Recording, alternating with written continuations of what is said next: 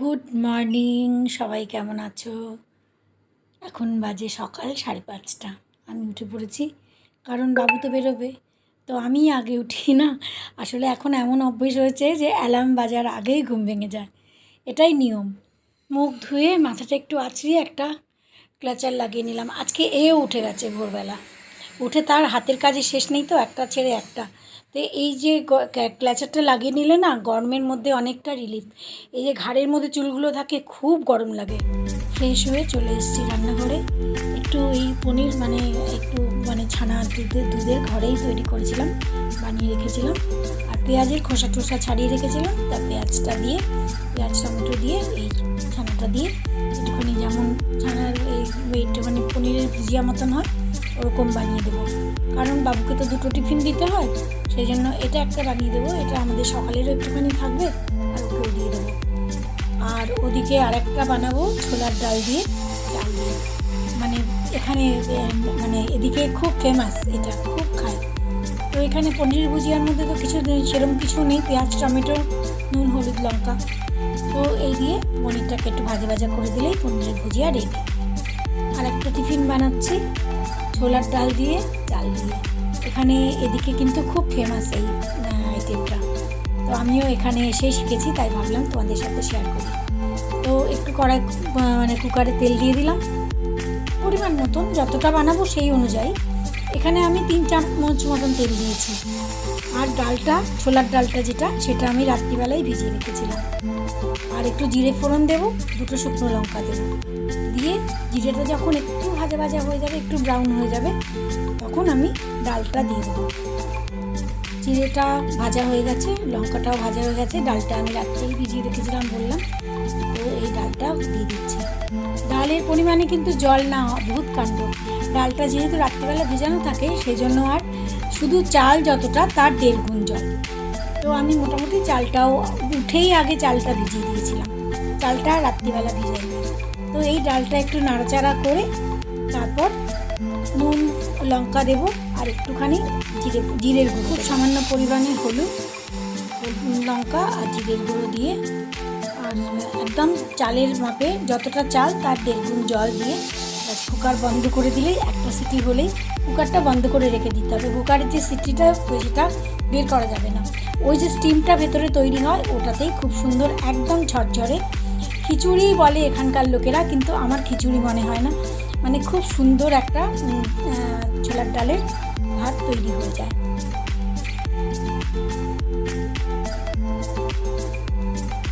বাবুর tiffin ready করে দিলাম, বাবু বেরিয়ে গেল।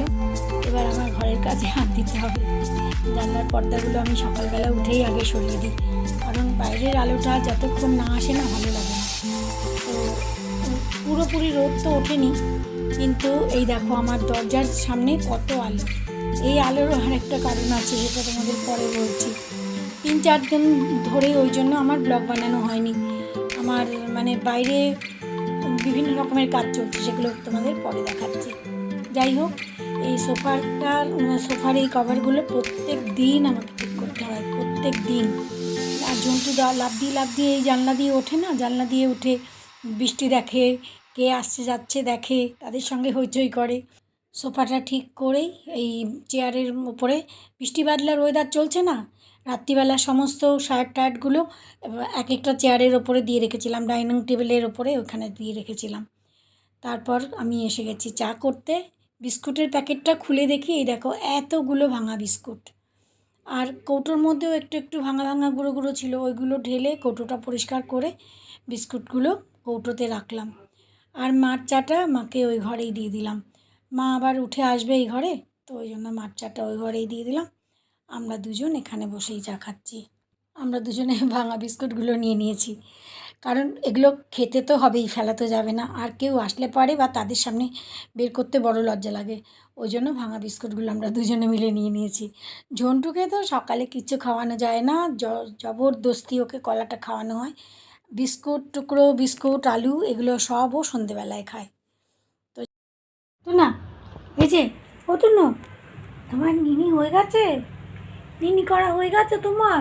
না, আরো নিনি করবো তো। তুমি করেছো? নিনি করেছো? কত নিনি করেছো তুমি? বাবারে বাবারে, কত কত নিনি করেছো!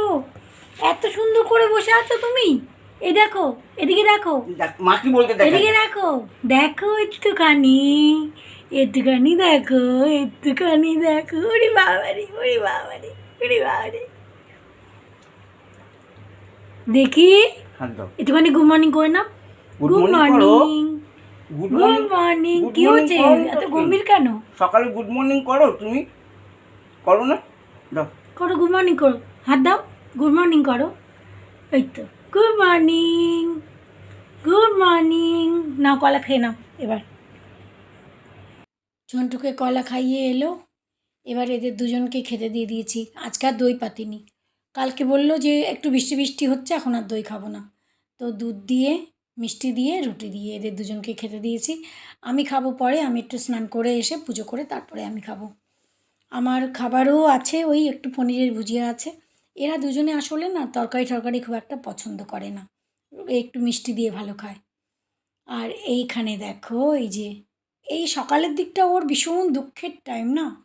মামুন নেই, বাবু নেই, বাড়িতে কেউ নেই, কত দুঃখ মনে। এইভাবে সোফার উপরে মাথা রেখে শুয়ে থাকে।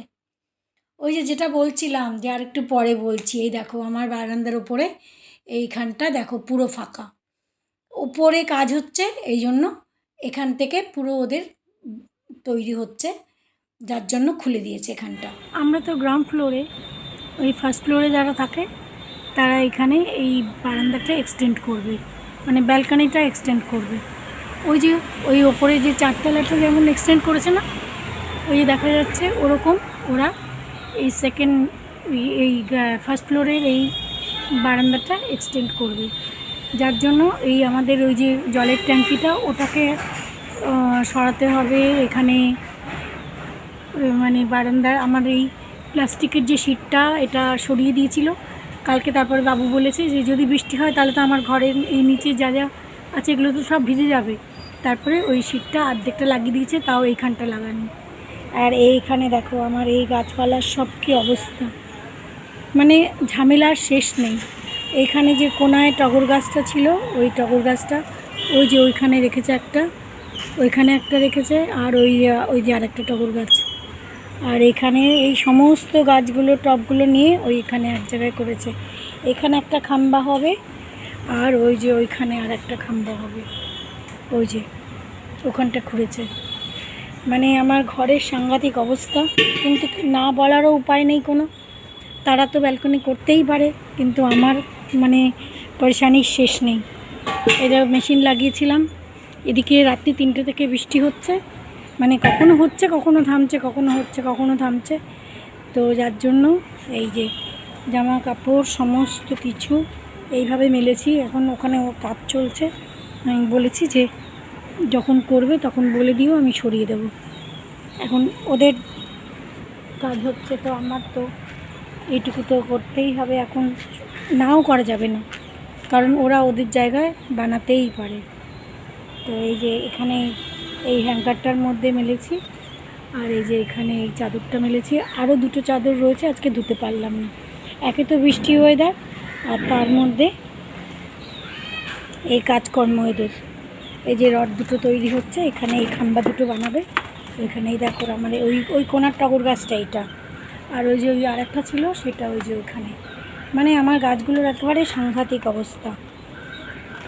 এই দেখো বর্ষার জল পেয়ে আমার পুঁই শাকগুলো কত বড় হয়েছে, সব মানে ভিড়ের মধ্যে পড়ে গেছে না, আমি এখন আর দেখতেও পাচ্ছি না এদের। কি করব জানি না কতদিনে এই কাজ ওদের শেষ হবে, মানে ঝামেলার শেষ নেই আর কি।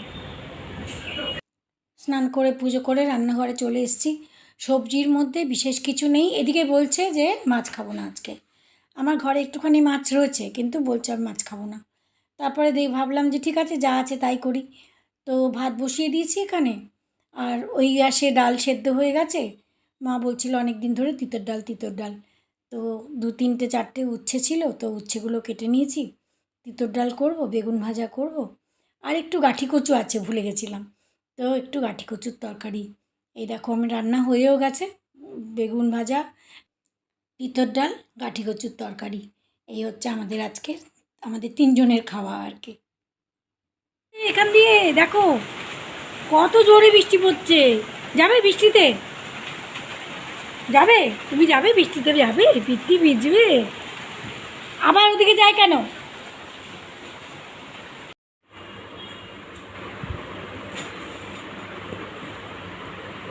এবার ভালো এনেছি। ভালো এনেছো? হ্যাঁ, পুরো কালারটা। খেয়ে এনেছো? হ্যাঁ, খেয়ে দেখো। কোনটা খেয়ে এনেছো? চানাচুর খেয়ে এনেছো? দুটোই খেয়ে নিয়েছি। বেশ করেছো। এটাই তো বুদ্ধির কাজ, যে একবার। আগেরবারও খেয়ে এসেছিলাম, কিন্তু আগের বার একটু নরম ছিল। কোনো গন্ধ নেই, কিছু নেই, একদম প্রপার এসেছে। এটা ভালো। হ্যাঁ, এটা খেয়ে কেমন? দেখো। নোনতা? না, ঝাল ঝাল? ঝাল। হুম ঠিক আছে এটা। হুম।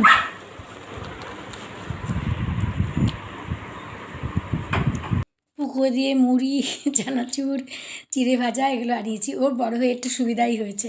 আবার ও একটা স্কুটি কিনেছে, তো যার জন্য আমার একটু সুবিধা হয়ে গেছে। যখন কিনেছিল তখন খুব বকেছিলাম। তো যাই হোক, এই যে চিড়ে ভাজা এনেছে। এটা বেশ, চিড়ে ভাজার মধ্যেই ছোলা টোলা সব দেওয়া, বাদাম ছোলা সব দেওয়া। এগুলো না আনার সাথে সাথে ঢেলে রাখলাম। ঢেলে না রাখলে হয় কি, যে একটা আলিশি হয়ে যায়। তারপরে মুড়িগুলো নেতিয়ে যাবে। যদিও আমরা, ওরা মানে মা ওরা ওরা মুড়ি না ভেজে খায় না। মুড়িটা একটুখানি হালকা কড়াইতে একটু ভেজে দিতেই হয়।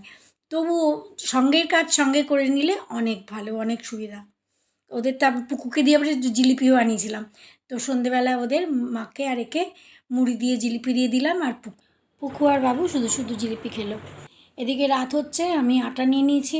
আটা মেখে রাখিনি আজকাল না, সকালের দিকেই আটাটা মেখে রেখে দিই। আজকে সকালের দিকে দুটো ক্লাস ছিল বলে আটাটা মাখা হয়নি। সকালের দিকে মেখে রাখলে না অনেকটা সুবিধা হয়। এই দেখো, আমি রুটিও বানিয়ে নিচ্ছি। রুটি বানাবো, আর ওদিকে একটুখানি সয়া চাপ এনে রেখেছে। তো একটুখানি সয়া চাপ বানাবো, তাহলে রাত্রের জন্য হয়ে যাবে। আর কালকে সকালে বাবুকেও দিয়ে দেবো। আমের দিনে আম ঘরে থাকলে না একটু সুবিধা হয়। এরা একটুখানি রুটি দিয়ে আম খেতে ভালোবাসে। মাকে একটু রুটি দিয়ে আম দিলে ভালো লাগে। তো একে বলেছিলাম আমার কলা নিয়ে আসো। কলা তো আমার রোজ লাগেই ঝন্টুর জন্য। এখানে দেখো ঝন্টু কী আরম্ভ করেছে, একটা কোথা থেকে দড়ি পেয়েছে, সেই দড়ি নিয়ে টানাটানি করছে। হ্যাঁ, মুখ বেঁধে দে, মুখ বেঁধে দে, ওই ডাক্তার খানার মতো মুখ বেঁধে, তারপরে ওই বা কী করে, সারাদিন চুপ করে বসে আছে, কোনো খেলা নেই, কিছু নেই। দিয়ে দাও, দিয়ে দাও, আচ্ছা দাঁড়া, এক মিনিট দিচ্ছি দিয়ে দাও, দিয়ে দাও, দিয়ে দাও, দিচ্ছি দিয়ে দাও। দাঁড়া ঠিক করে দে এটাতে বেঁধে যাবে দাঁড়া, ঠিক করে দিচ্ছি দাঁড়া স্যার। কয়েকবার ধরে ল্যাংড়া আম আনছে। সেই এর আগের বারে দেখিয়েছিলাম না, আমাদের এখানে যে আম আম পাওয়া যায়, যেটা দশেরই, খুব মিষ্টি হয়। কিন্তু ওর মধ্যে কোনো গন্ধটা ওরকম নেই, স্পেশাল কোনো গন্ধ নেই, মিষ্টি খুব। আর এই ল্যাংড়া আম বাবুও ভালো খায়। আম আর কলা নিয়ে এসছে।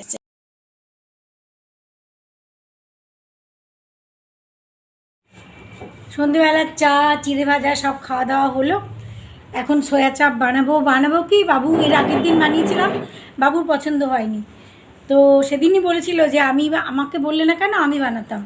তো আমি আটা তো মেখেই রেখেছি, এখন রুটিটা করে নেব। আর বাবুকে বললাম, বাবু বলে ঠিক আছে আমি বানিয়ে দিচ্ছি। তো আমি সয়া চাপগুলো কেটে দিয়েছি, এবার ভাজাটা বসিয়ে দিচ্ছি। এবার বাবু এসে সয়া চাপ রান্না করবে নিজের মনের মতন। তো মাকে তো 1-2 পিস দিতে পারবো, মা খেয়ে নেবে হয়তো। তো মাকে 1-2 পিস দেবো, যদি খেয়ে নেবে 1-2 পিস। কিন্তু জিজ্ঞেস করে নিও। কী জিজ্ঞেস করবো, খাবে, খেয়ে নেবে, মা তো খেয়ে নেবে, 1-2 পিস খেয়ে নেবে। কিন্তু তুমি তো খাবে না, সয়াবিনের কোনো কিছুই খাও না। তোমার খেয়ে জন্য নেবে এখন তো। যাই না। তুমি তাহলে রাত্রিবেলা আমার মিষ্টি দিয়ে খাবে। আমার মিষ্টি দিয়ে চলবে? চলে যাবে? আমার মিষ্টি দিয়ে রুটি হয়ে যাবে খাওয়া? যথেষ্ট যথেষ্ট। চলো, ঠিক আছে, তাহলে আর আমার অন্য কিছু করব না। সয়া চাপ বাবু বানাবে, আমি এখান দিয়ে রুটি বানিয়ে দেবো এদিক দিয়ে। তো এইটা হবে আমাদের রাত্রের খাওয়া। সয়া চাপ যদিও আগে আরও একবার, কেন 2বার বানানো হয়েছে।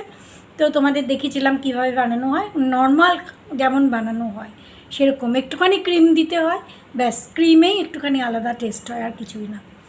তো চলো, আজকের ব্লগ এখানেই শেষ করছি। আমার এই যে বাইরের কাজ দেখালাম, এই কতদিনে শেষ হবে জানি না।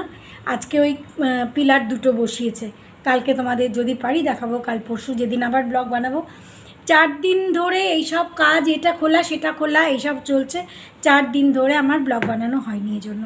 আর যতটুকু বানিয়েছি সেটুকুও আমার টাইম হয়নি এডিট করবো যে। তো আজকে বসে সন্ধেবেলা বসে এই এখন খানিকটা এডিট করেছি আর খানিকটা বাকি আছে। আজকে হয়তো ব্লগ তোমরা পাবে না, কারণ এখন প্রায় 9:30 বেজে গেছে। তোমরা ব্লগ পেতে পেতে কালকে। চলো সবাই খুব ভালো থেকো, আর আবার নেক্সট ব্লগে দেখা হচ্ছে। Good night.